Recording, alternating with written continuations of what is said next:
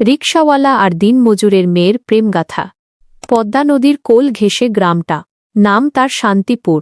নাম শান্তিপুর হলেও এখানকার মানুষের জীবন কখনো কখনো পদ্মার মতোই উত্তাল, কখনো আবার এর মতোই শান্ত। এই শান্তিপুরের এক প্রান্তে ছিল রবিনদের ছোট কুঁড়েঘর। রবিন গ্রামের একজন সাধারণ রিকশা চালক। বয়স সবে ২২ পেরিয়েছে, তাতে কি? জীবনের রিকশার প্যাডেল তাকে খুব ছোটবেলা থেকেই ঘোরাতে হয়েছে। অভাবের সংসার, তাই লেখাপড়া বেশি দূর এগোয়নি, কিন্তু মনটা ছিল আকাশের মতো উদার আর সরল।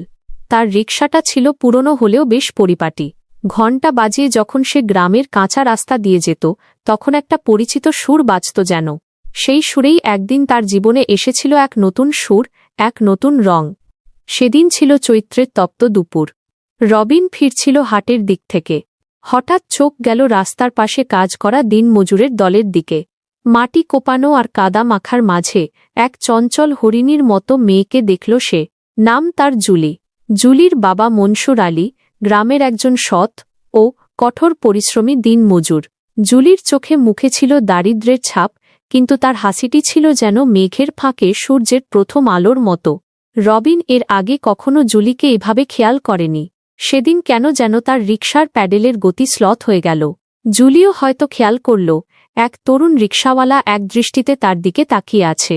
প্রথম দিকে জুলির চোখে ছিল সামান্য বিরক্তি, কিন্তু রবিন যখন এক মিষ্টি হাসি উপহার দিল, জুলিও কুণ্ঠিত হয়ে সামান্য হেসে মাথা নিচু করে কাজে মন দিল। এরপর থেকে রবিন যেন এক নতুন জীবনের পথে পা বাড়াল। তার রিকশার চাকা এখন প্রায়শই মনসুর আলীর কাজের জায়গার আশেপাশে ঘুরপাক খেত। অজুহাত খুঁজত জুলির এক ঝলক দেখার। প্রথম শুধু দূর থেকে দেখত। একদিন সাহস করে জুলিকেই ডেকে বলল, জুলি, আজ কাজ শেষে তুমি কি একটু ঘুরতে যাবে? নদী পাড়ে? আমি নিয়ে যাব। জুলি রাজি হল। সেদিন বিকেলে দিনের কাজ শেষে রবিন তার রিকশা নিয়ে হাজির। পিছনের আসনে জুলি বসতে রিকশা চলল শান্তিপুরের মেঠো পথ ধরে। প্রথম দিনের সেই ভ্রমণ ছিল এক নীরব আনন্দযাত্রা। দুজনই ছিল চুপচাপ, কিন্তু হৃদয়ের কথা যেন রিকশার চাকার আওয়াজে আর নদীর মৃদু কলকলে শোনা যাচ্ছিল। এরপর এই ঘুরতে যাওয়াটা তাদের জীবনে নিয়মিত হয়ে উঠল। রবিন তার সামান্য রোজগার থেকে একটু একটু করে বাঁচিয়ে রাখত জুলির জন্য। কোনোদিন হাটের সেরা আইসক্রিম, কোনোদিন রংবেরঙের কাঁচের ছুরি, আবার কোনোদিন সামান্য বাদাম ভাজা। সেই সামান্য উপহারেই জুলির মুখে যে হাসি ফুটত, তা ছিল রবিনদের পুরনো ঘরে হাজার প্রদীপের আলোর চেয়েও উজ্জ্বল। তাদের প্রেম ছিল ছোট ছোট খুনসুটিতে ভরা। তুমি কেন এত রোগা? তোমার রিকশাটা এমন পুরনো কেন? এসব নিয়ে তাদের নির্মল হাসি লেগেই থাকত। এইভাবে হাসি খুশি আর খুনসুটির মাঝে তাদের প্রেম গভীর হল। তারা দুজন যেন আবিষ্কার করল, অভাব অনটন, সমাজের চোখ রাঙানি, সবকিছুর ঊর্ধ্বে তাদের ছোট্ট জগৎটা কতটা সুন্দর। তাদের ভালোবাসার রিকশা চলছিল আনন্দ আর স্বপ্নের পথে। কিন্তু শান্তিপুরের বাতাস চঞ্চল। গ্রামের মানুষের চোখে এই সহজ প্রেম ধরা পড়ল। রিকশাচালকের সাথে দিনমজুরের মেয়ের এই অবাধ মেলামেশা অনেকে ভালো চোখে দেখল না। কিছু কানকথা ঘুরতে ঘুরতে একদিন ঠিকই গিয়ে পৌঁছাল জুলির বাবা মনসুর আলীর কানে। মনসুর আলী ছিলেন অত্যন্ত ধর্মভীরু এবং সমাজের নিয়ম মেনে চলা একজন মানুষ। গ্রামের লোকে যখন তাকে খোঁচা দিতে শুরু করল, আলী সাহেব, আপনার মেয়েকে সামলান। রিকশাওয়ালা ছোকরার সাথে দিনরাত ঘুরে বেড়াচ্ছে, তখন তার মাথায় যেন বাজ পড়ল। নিজের মেয়ের এমন কাণ্ড তিনি কিছুতেই মেনে নিতে পারলেন না। ক্রোধে তার মুখ লাল হয়ে গেল। সন্ধ্যায় বাড়ি ফিরে মনসুর আলী জুলিকে কঠোর ভাষায় তিরস্কার করলেন। জুলির সব যুক্তি, সব অনুরোধ অগ্রাহ্য করে তিনি আদেশ করলেন, আজ থেকে তুই ঘর থেকে বের হবি না। কাজে যাওয়া বন্ধ। আর রিকশাওয়ালাটার মুখও যেন দেখতে না পাই। জুলির পৃথিবীটা যেন এক লহমায় ভেঙে পড়ল। সে কান্নায় ভেঙে পড়ল, কিন্তু বাবার কঠোর শাসনের কাছে তার কিছু করার ছিল না। রবিন কয়েকদিন জুলির খোঁজ নিতে এসেও তাকে দেখতে পেল না। দূর থেকে মনসুর আলীকে দেখে ফিরে গেল। সে বুঝল, সব শেষ। জুলির ঘরবন্দি জীবন শুরু হল।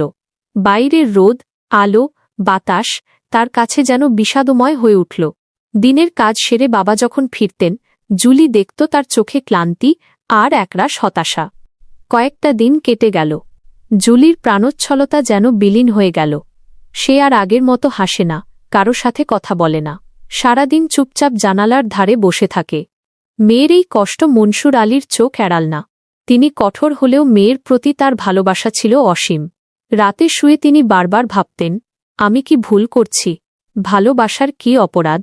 গ্রামের মানুষের নিন্দা আর মেয়ের চোখের জল, এই দুয়ের মাঝে তার কঠিন মনটা দোলাচল শুরু করল। তিনি উপলব্ধি করলেন, রবিন ছেলেটি খারাপ নয়। সে কোনোদিন জুলিকে অসম্মান করেনি, বরং সম্মান আর ভালোবাসা দিয়েছে। অভাব অনটনের মাঝেও যে ছেলেটা সামান্য রোজগার থেকে জুলির জন্য চুড়ি আর আইসক্রিম কেনে, তার মনে কোনো কলুষতা থাকতে পারে না। এক গভীর রাতে মনসুর আলী এক কঠিন অথচ ভালোবাসাপূর্ণ সিদ্ধান্ত নিলেন। তিনি স্থির করলেন, এই ভালোবাসাটাকে তিনি সম্মান জানাবেন। পরের দিন সকালেই তিনি তার এক বিশ্বস্ত আত্মীয়কে নিয়ে রবিনদের বাড়ি গেলেন। রবিনদের পরিবার ছিল অভাবী কিন্তু সৎ। মনসুর আলীকে দেখে তারা কিছুটা হকচকিয়ে গেল। মনসুর আলী সরাসরি রবিনদের পরিবারের কাছে তাদের মনের কথা পাড়লেন, শুনেছি আপনাদের ছেলে আমার মেয়েকে ভালোবাসে। রিকশাচালক বলে হয়তো সমাজের চোখে সে ছোট, কিন্তু মানুষ হিসেবে সে সৎ। আমি আমার মেয়ের কষ্ট আর সহ্য করতে পারছি না। আপনারা যদি রাজি থাকেন তবে আমি আমার মেয়েকে আপনাদের হাতে তুলে দিতে চাই। রবিনের বাবা মা প্রথমটায় বিশ্বাস করতে পারছিলেন না।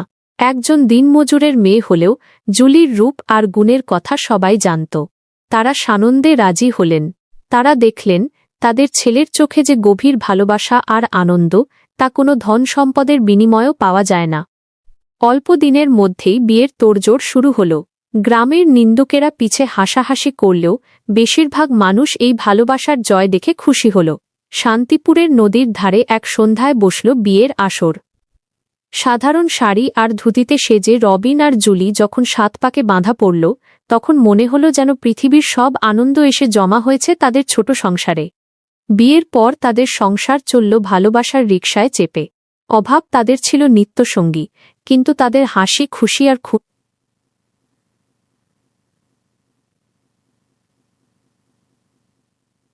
খুনসুটি সেই অভাবকে কখনো বড় হতে দেয়নি। রবিন আরও বেশি উদ্যম নিয়ে রিকশা চালাত, আর জুলি নিজের হাতে ঘর গোছাত, স্বামীকে যত্ন করত। তাদের ভালোবাসা ছিল একে অপরের প্রতি নির্ভরতা আর ভরসার প্রতীক।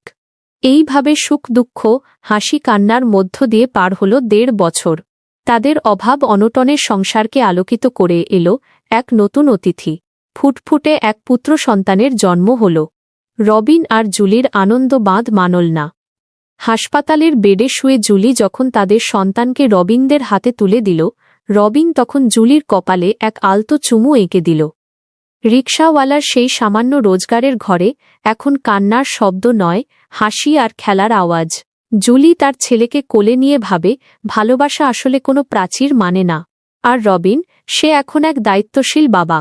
প্রতিদিন রিকশা নিয়ে বের হওয়ার আগে সে তার স্ত্রী আর সন্তানের কপালে চুমু দিয়ে যায়। সেই চুমুতে মিশে থাকে, অভাব আছে বটে, কিন্তু ভালোবাসার আলোয় তাদের এই ছোট কুঁড়ে ঘরটা আজ পৃথিবীর সেরা সুখের নিবাস। এরকম ভিডিও দেখতে চাইলে ঝটপট চ্যানেলটি সাবস্ক্রাইব করুন।